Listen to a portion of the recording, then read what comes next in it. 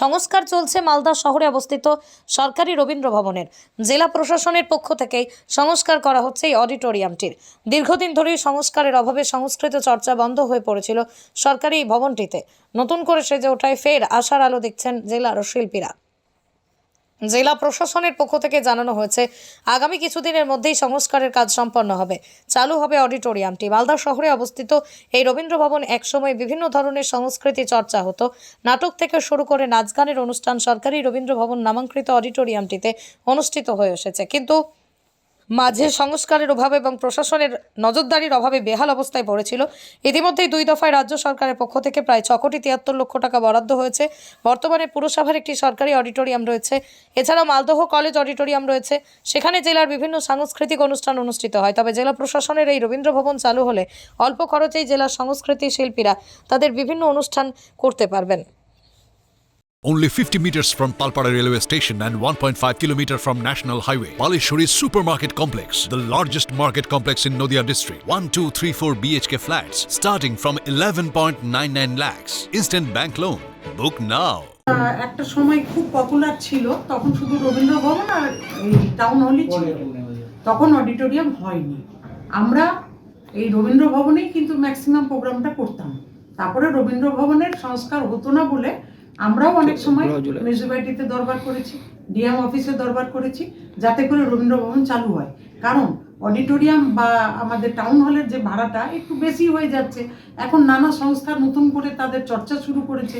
মালদা সংস্কৃতি জগতের মোটামুটি একটা কি বলবো বিপুল সাড়া এসেছে, এবং মালদা সংস্কৃতি পরিচালন কমিটি সেই জায়গাটাতে এই পরিবর্তনটা নিয়ে সরকার নতুন করে উদ্যোগ নিয়েছে। কি সরকার নিয়েছে উদ্যোগ, এতে আমরা আপ্লুত, কারণ এটা খুব দরকার ছিল, অনেক আগের থেকেই দরকার ছিল, এবং আমরা বারবার সেটা দরবার করেছি। এবং আমাদের যে প্রশাসন তারা এই ব্যাপারে যে এই উদ্যোগটা নিয়েছেন, আমরা মালদাবাসী হিসেবে আমরা গর্বিত। আমরা খুব অল্প আশা করছি যে অল্প খরচে আমরা এই জিনিসটা রবীন্দ্র ভবনে আমরা আবার আমাদের প্রোগ্রামগুলো আনন্দের সঙ্গে পরিচালনা করতে পারব। কল্যাণী গিরি সাহা। নদিয়া জেলার সবথেকে বড় বিল্ডার্স চাকদার মা মনসা বিল্ডার্স, রড ও সিমেন্টের পাইকারি ও খুচরো বিক্রেতা। মা মনসা বিল্ডার্স, পদ্মবিলা, চাকদা, নদিয়া। রড কেনাকাটায় থাকছে ডিসকাউন্ট অফার। মা মনসা নদিয়ার সবথেকে বড় English medium school JRS public school, প্রায় 35 বিঘা জমির ওপর গড়ে উঠেছে বিশাল ক্যাম্পাস। নার্সারি থেকে শুরু করে উচ্চ মাধ্যমিক, ITI college, law college, B Ed college, ভর্তি চলছে। JRS public school. কোথায় ইনভেস্ট করবেন, কেন করবেন বুঝতে পারছেন না তো? সঠিক গাইডলাইন পেতে আজই আসুন নদিয়ার চাকদাতে নিবেদিতা প্রাইভেট লিমিটেডে। Nivedita private limited, marketing and distribution service. Balcony বা সিঁড়ির রেলিং, মডিউলার কিচেন বা ড্রয়িং রুম, এক কথায় আপনার স্বপ্নের বাড়িকে করে তুলুন আরো সুন্দর।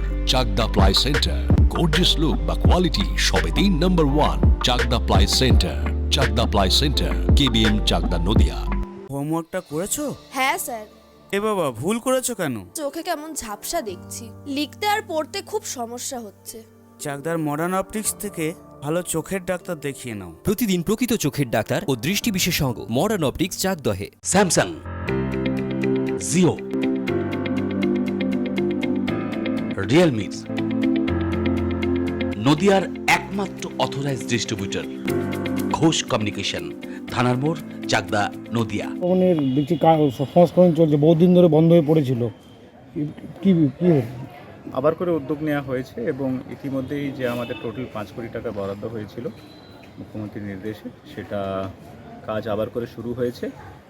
খুব রিসেন্টলি 1.73 crores মাননীয় মুখ্যমন্ত্রীর নির্দেশে সেটা দেয়া হয়েছে জেলাকে, এবং দ্রুতগতিতে কাজ চলছে। আমরা জানুয়ারির ডেট দিয়েছি, কাট অফ ডেট পিডব্লিউডিকে শেষ করার জন্য, এবং আরও কিছু অ্যাডিশনাল ওয়ার্কস লাগবে। ড্রেনেজ ব্যবস্থা ইমপ্রুভ করতে হবে, তার জন্য পেরিফেরাল ইনফ্রাস্ট্রাকচারের জন্য হ্যাঁ আরও একটা এস্টিমেট যে আছে করা হয়েছে, সেটাও পাঠানো হচ্ছে আইএনসিএ দপ্তরকে, যাতে দ্রুত ওই ফান্ডসে চলে আসলে আরও ভালো করে আমরা রবীন্দ্র ভবনকে সাজিয়ে এবং কাজে লাগাতে পারি।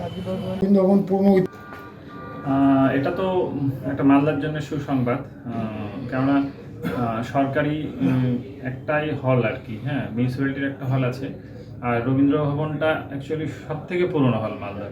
তো সেখানে অনুষ্ঠান হলে আমার মনে হয় যে মালদা জেলাতে এখন সাংস্কৃতিক চর্চা অনেক বেড়েছে, সময় মতো আমরা হলগুলো পাই না, একটা অডিটোরিয়ামের উপর এত প্রেশার, যার জন্য আমার মনে হয় হলটা চালু হলে সুবিধা হবে। আর দুই হচ্ছে যে অর্থনৈতিকভাবেও সংস্থাগুলোর সুবিধা হবে, কেননা সরকারি হলের ভাড়াটাও নিশ্চয়ই আমাদের অন্য হলের তুলনায় অনেক কম হবে, তাতে সংগঠনগুলোর অনুষ্ঠান পরিচালনা করতে সুবিধা হবে।